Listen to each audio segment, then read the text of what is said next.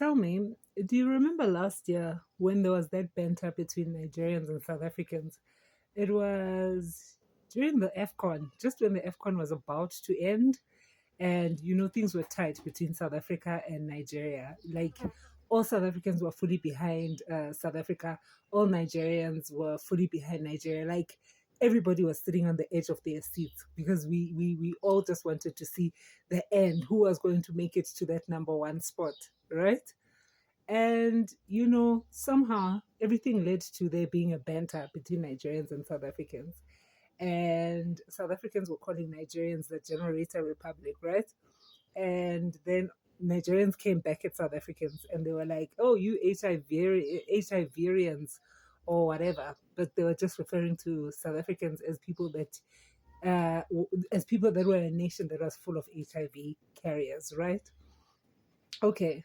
So, obviously when there's a fight or when there's an argument or whatever, you can't really be told that, okay, at a fight, come with this, come with that, or attack with this, attack with that.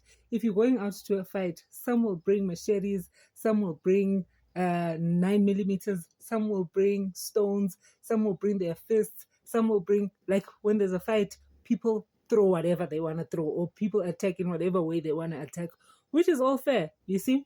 So I guess that's what was happening between South Africa and Nigeria. South Africans were throwing insults at Nigerians, same, and Nigerians were returning those insults until it came to that extent where, Nigerians were referring to South Africans as HIVians. Okay. And, this got me thinking because, okay, that went past, everything comes and goes, dun, dun, dun, but somehow with this accident that happened with the bus that was going from Gqeberha to Zim. I think it's Zim Malawi or Zim. Was it going to Zim Zambia or Zim Malawi? But it had Zim inside, right? And initially, when I heard about that accident, okay, fine, the passengers inside the bus were saying that it was speeding. The driver was speeding. And the law enforcers were also saying that the bus was most likely overloaded. But obviously, there were investigations that were still going on there. But now, what interested me when I first heard about this, I think the day after, then I heard that there were boxes and boxes of ARVs that were found in the bus. Okay, I was like, okay, fine. And then I heard yesterday that there were other medications as well, and I saw pictures as well of the medications, other medications that were found on the bus, like stacks and stacks of medication, leaving South Africa, going to Zim, right? So my mind went back to the time remember when we had those miners that were stuck underground and we were getting reports that the police had closed one of the entrances to the mine and had only opened for one exit so that all the illegal miners could come out through the one exit. So they closed the other side. And then as time went on, I think these miners didn't want to come out because they knew that the police were waiting for them. Chances are they were going to be arrested as soon as they came out, wada wada. So the miners didn't want to come out from underground. So what happened is eventually some had started passing on. You remember the story, man. This happened, I think, earlier this year or late last year sometime. And then later those miners started requesting the cops to bring them food, and then the police had arranged for food to get there. And then I think a day or two later, after they had brought the food, there was a note that they got from the miners. Now, keep in mind that most of those miners were coming from Zimbabwe, coming from Mozambique, and coming from Lesotho. I think there were some coming from Zambia as well. But I know with those three countries that I had mentioned, those nationalities were definitely called. And a high percentage of those miners that were stuck underground were not from South Africa.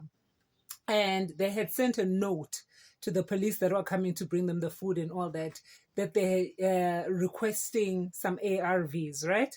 Now remember, those are non-South Africans that are stuck underground. They went to do illegal mining and they themselves don't have documentation to be in South Africa. And they are now, because of the human rights element of it, they were now requesting for ARVs, right?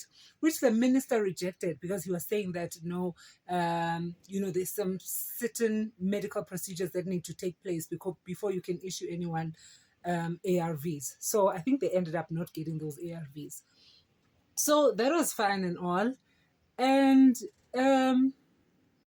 Then I remember recently, this is like a month ago or 2 months ago, there's a interview that I watched. Remember with Uzandile from Dudula, as well as with Victoria Africa from the Patriotic Alliance, the ones that were, removing non-South Africans from the clinic, right? So that they could go to get medical assistance from private healthcare, right? So they were removing them or yeah, from the government clinics, yeah, and requesting that they go to private rather. So I remember there was a neutral guy, these guys that go around doing interviews, and they were interviewing one guy, and they asked him where he was from. He said that he was from Congo, and they asked him what had happened at the clinic, and the guy had stated that, no, I'm here to fetch my 3 months medication, my ARVs, but they won't allow me in. And today is my date to collect them, but these guys won't allow me in, and I don't know what I'm gonna do. Wada wada. You see? So collectively, when you think of those things, I think South African medication, I won't even speak about ARVs alone, but especially I would highlight ARVs because going back to how my video started with that banter between South Africans and Nigerians, that South Africans had such a high rate of HIV. But what I'm realizing is that the ARVs that South Africa seems to have are for all Africans, and not only Africans that are in South Africa, but Africans that are outside of South Africa as well. Because that bus that was carrying those ARVs was going out of South Africa. I don't know how they were going to cross the border, but chances are they've done this before, and all that medication was going to cross the border. That's the bottom line. So at the end of the day, we as South Africans get the backlash, like you don't know how to conduct yourself, you don't know how to conduct your sexual behavior, you don't know how to control yourselves. Whereas all this data that makes South Africa seem like it has the highest rate of HIV infections is actually not data collected from South Africans alone. And funny enough, I'm just thinking, because this was something that was highlighted as well when we had this conversation last year, that no, the database doesn't only cater for South Africans, it caters for people outside of South Africa as well. But now there's an element that's being highlighted that it doesn't only even highlight for, because definitely for such medication to have left a clinic or left any government institution, there has to be something that's recorded. Where's the medication going? Where's the medication? Like it's a lot. It leaves a lot of questions in our minds. And I'm just hoping that if this is another syndicate in South Africa, that it's really busted, because it's wrong in so many ways. It's wrong in so many ways. But the worst part about it is we get the backlash, we get the whipping, that we don't seem to be functional. But at the end of the day, there's a whole lot of rot at the bottom.